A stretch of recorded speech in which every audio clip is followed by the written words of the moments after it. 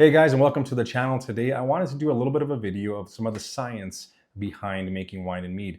I haven't got to do any of those yet, and I picked my first science, so to speak, as the stall. And why is that? Because that can be very frustrating for somebody who's just now getting into making wine or mead, or even to some of us experienced folks out there. And what I wanted to do was put one video together, all the stalls that I know about that I've experienced in that video, so you have one place for reference. So I hope this helps, but let's go ahead and get right into it.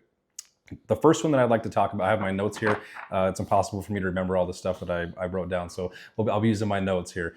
The first one I'd like to talk about a little bit is, one of the easiest ones is candom tablets. And we're going to talk about what the stall is, what it looks like, and then how I would suggest to fix it. And the first one is going to be the candom tablets and not waiting long enough. And what do I mean by that? When I make my must, I will put in candom tablets and I'll wait 24 to 36 hours to add my yeast after that. And that's to sanitize, for lack of a better term, the must, and to also kill off any wild yeast that may be in there, so that the yeast that you're adding doesn't have to compete with any of the wild yeast. And it creates a better, stronger fermentation, more balanced fermentation.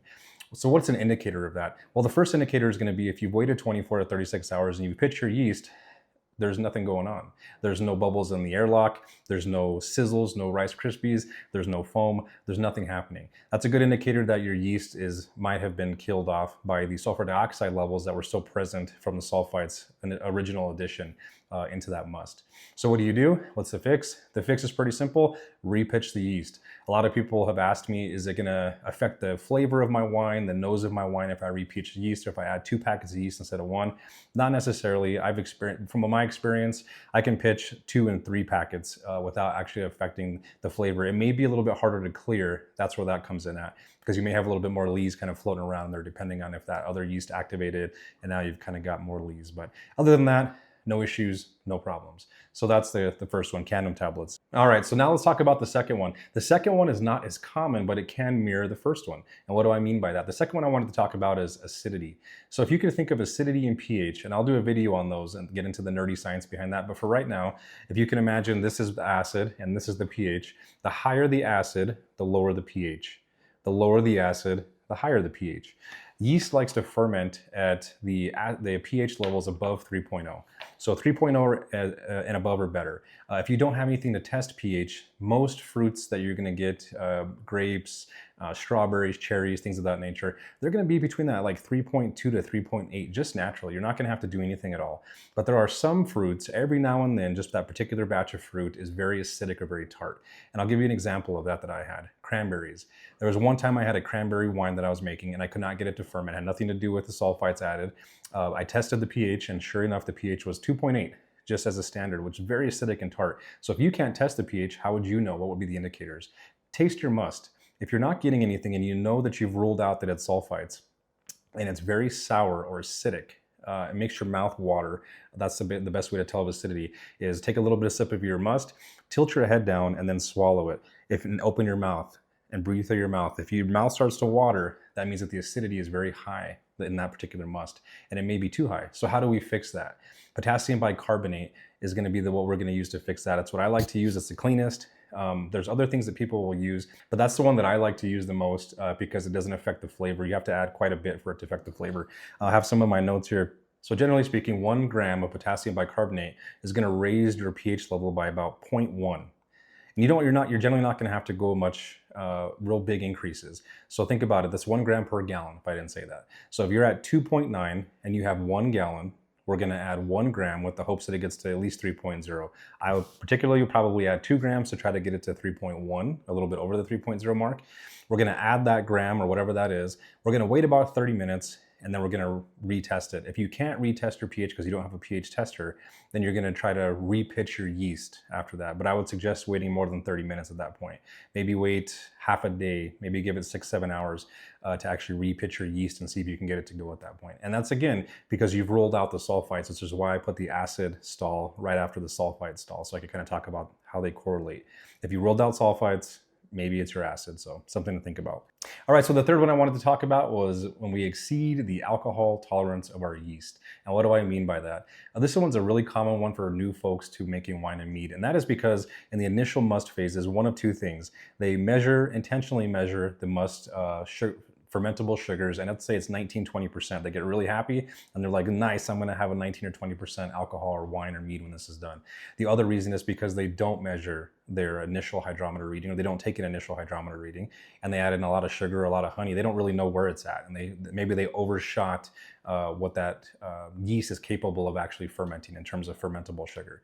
I got some of the most common yeasts that I use here, the top 3 that I use, and I'll talk about their tolerances, but I wanted to talk about the indicators a little bit. What is going to be that indicator? Let's say that it is day 9, day 10 of your fermentation, and you notice that your airlock is no longer moving, there's no more bubbles, and you take a hydrometer reading, and your hydrometer reading says that you are still well over 1.0000. So you know, and you've been taught that it's not dry and it hasn't fermented all the way down.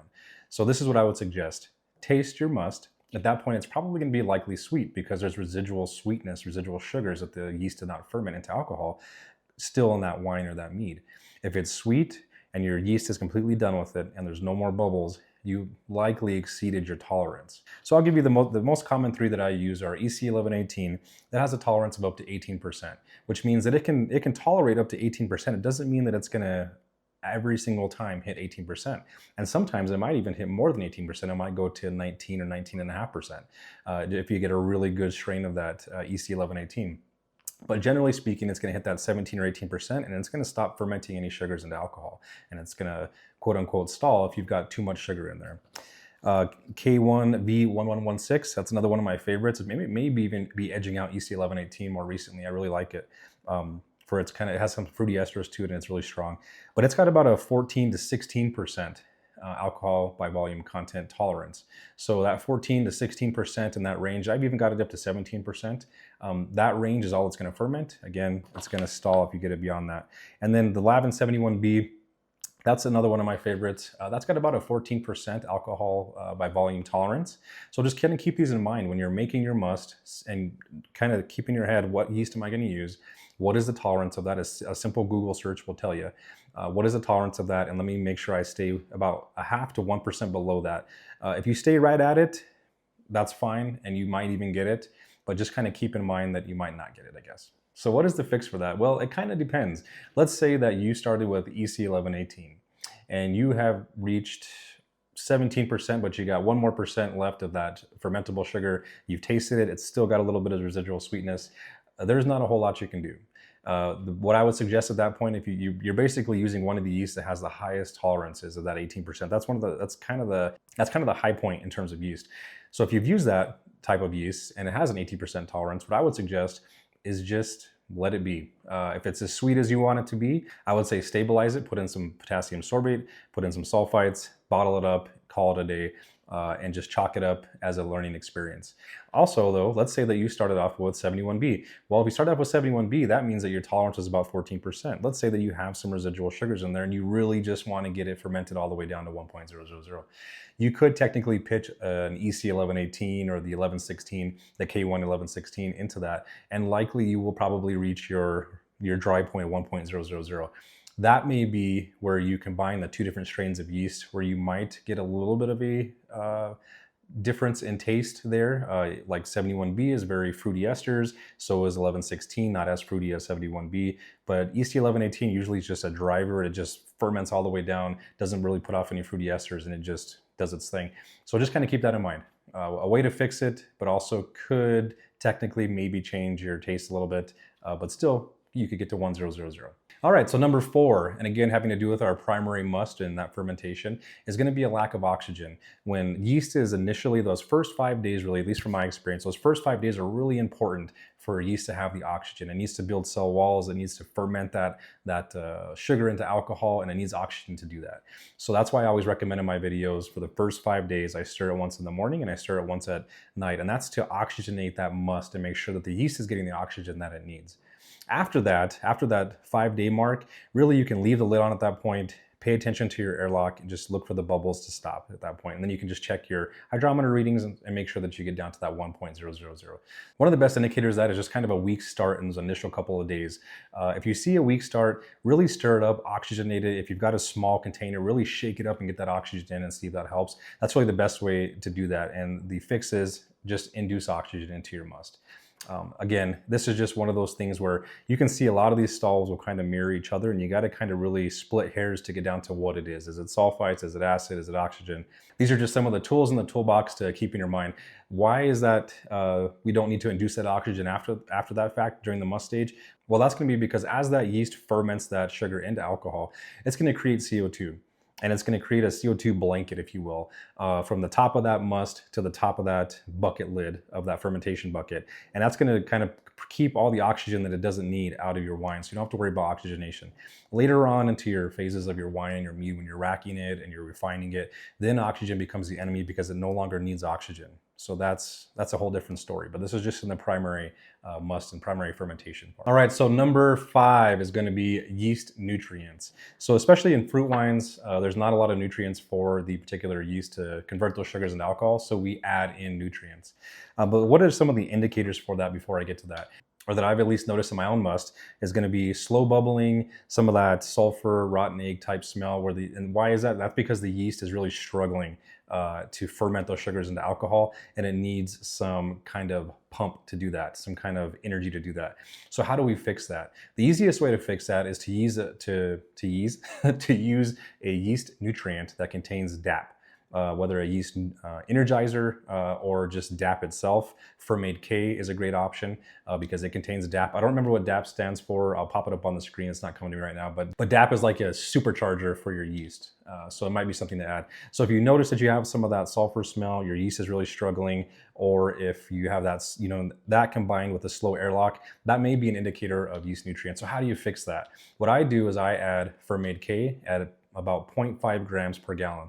So if I have a 2-gallon batch, I'll add a full gram of Fermade K into that batch and see if I can get it to get energized and to really start fermenting and kind of get away with that, those off smells a little bit. And it takes a while for those off smells to kind of dissipate, to go away. So kind of keep that in mind. And if you watch any of my videos, you'll see that I add Fermade K at 0.5 grams per gallon at the initial must creation stage on day 1 before the yeast is even added. And then on 24 hours, I will add 0.6 grams per gallon of Fermade O. And then at 48 hours, I will add 0.6 grams per gallon of Fermade O. And that's to keep that nice schedule of nutrients kind of feeding in. The DAP in the beginning with the Fermade K to shock it into that fermentation and give it an initial boost. And then that Fermade O to kind of keep it at a nice steady level of fermentation all the way through. So that's the easy fix for that. Number 6, I don't have 6 fingers and I got a paper here. So number 6, what we'll talk about is temperature. I'll just briefly talk about this one. Yeast likes to operate in that temperature zone from about 70 to 75, at least in my opinion, to really get the fermentation good. It can be above 75. You just don't want to get too crazy high in your temperatures, but the coldness will definitely stall out a fermentation. And the easiest way to fix that is just to warm up your must. I have a little floor heater that's literally about this big, a little square heater. I bought it specifically for this. I can do a video on that, but essentially I jimmy rigged a thermometer to that. That's a digital thermometer that shuts on and off that particular floor heater to keep it at a particular temperature during the wintertime if I'm going to put it in a room that's cold that doesn't have heat to it. So you want to keep it between that 70 to 75 range. The easiest way to just make sure you stay there. Most houses operate at that range anyways. You can go on Amazon, you can buy a pack of 10 stickers that are of those strip type temperatures. I'll kind of put that up on the screen somewhere. Stick one of those stickers on the side of your fermentation bucket or your fermentation vessel, and you'll just very quickly be able to see what the temperature of that particular must is. And if it drops down into the 60s and you notice that it's not fermenting, that could definitely be a reason. So keep that in mind. Easiest fixed, warm it up. All right, so number 7 that we are going to talk about today is going to be the bacteria, contamination, spoilage, microbes. I'll give you an example. Let's say that you go straight from vine, you get the grapes, you throw them into a bucket. You get the lemons from the tree, you use the skins, you don't wash anything. You get stuff from the store like apples, you don't wash anything. And then you don't put any sulfites in your initial must in that initial must making. You could have potentially some bacteria, some microbes just from the field or from the tree or from the store or whatever, what have you, that could overwhelm the yeast. And what is the indicators of that? It could be a film on top of your wine or your mead. It might be little blotches that are kind of floating around on top of the wine or the mead. It could be a vinegar smell, like the acetyl smell to that. It could be a vinegar taste.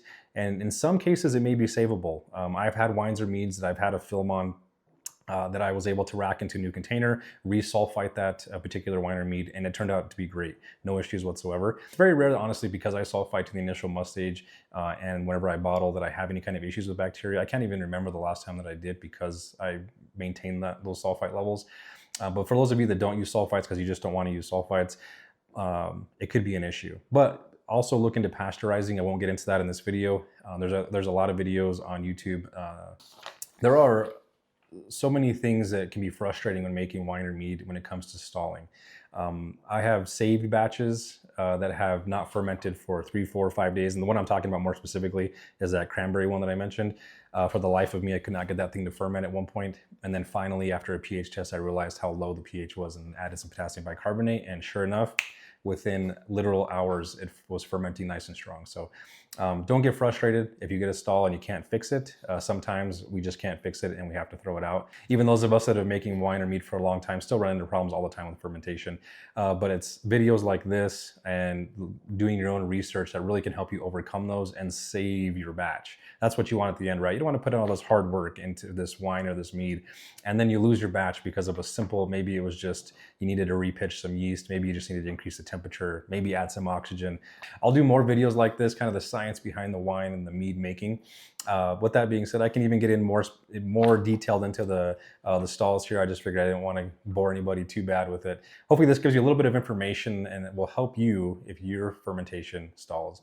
If you like this video, if it was helpful in any way, or you'd like to see more videos like this, please hit the like button, hit the subscribe button. I'm just a small channel trying to grow here and share my love of wine and mead making. And until the next time, cheers.